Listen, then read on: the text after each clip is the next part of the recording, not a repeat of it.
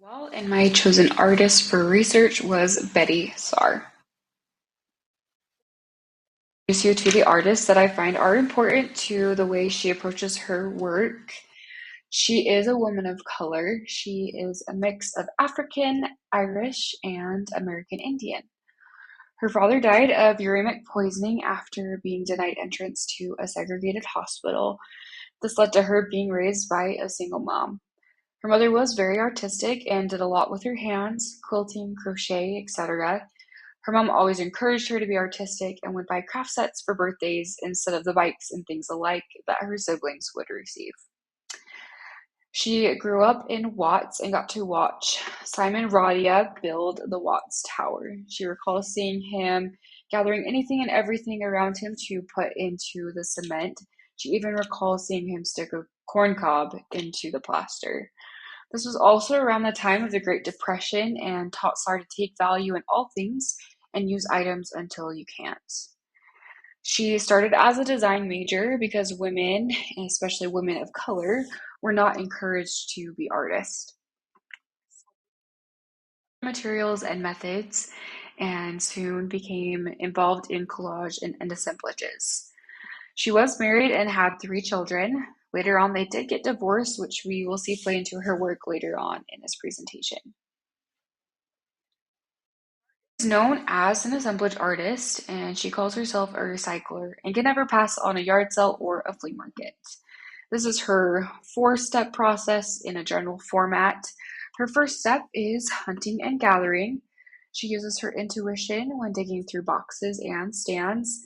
At flea markets and yard sales, Saar believes everything has a past and it carries that energy with it. And Saar's process is sifting and sorting.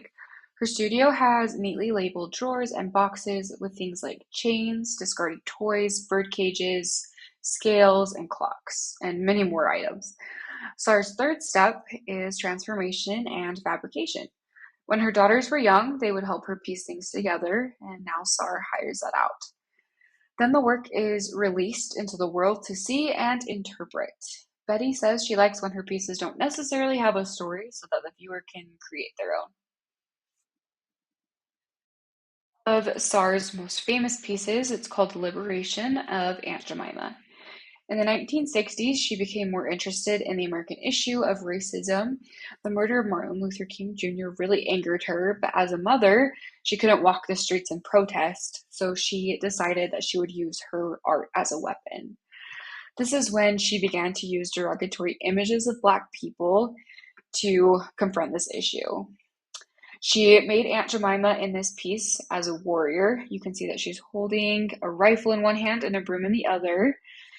And she says that racism obviously has not gone away, so she's going to continue to recreate things that confront this issue.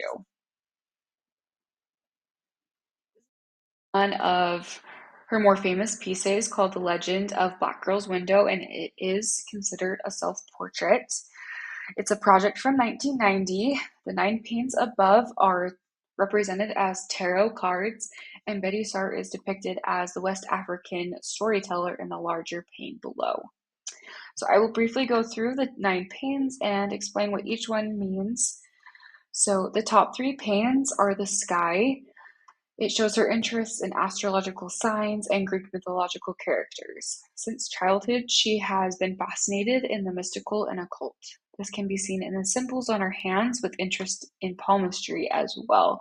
And you can see that the crescent moon and the 6-pointed star are repeated above her as the West African storyteller as well.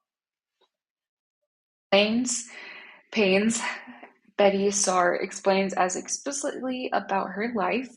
The first pane, which I've blown up on the bottom left, is depicted as her parents. She actually found this in a greeting card and it reminded her of her parents, so she decided to incorporate it into this piece. Pane confronts death and racism. Difficult to see in this image, but in the bottom right of that pane, excuse me, is a black skeleton, while the larger skeleton is white as controlling. And then the third pane is in reference to phrenology. This has since been debunked, but it was used to show the inferiority of Black people. 3 pans, starting with the bottom left, is the lion. That is Betty's astrological sign as a Leo. The center one is a picture of her ancestor. She explains that she doesn't really know where her lineage goes from her mother's side, so she plays a lot into the idea of not really knowing exactly where you're from. And the bottom right pane of the eagle, I've also blown that up, has the word love across it. And she talks about the fleetingness of love. At this time, she was going through a divorce, and this obviously played into her work. Still living, she is currently 98 years old and obviously still busy making work. Shown on the right is a picture from her exhibition titled The Black Doll Blues. It includes black dolls that Saar has collected through the years that confront the derogatory depictions of African Americans, and it shows the evolution of those depictions as well. And she's paired those with the watercolor series that you see behind on the wall. And she does currently have an exhibition at the Huntington Library Art Museum and Botanical Gardens. This exhibition is called Drifting Towards Twilight and will be on exhibit until next year. Comment when she was speaking to a reporter in relation to her work Liberation of Aunt Jemima and talking about why she was using derogatory images of Black people in her work. She said, that became my theme, taking the negative and making it positive.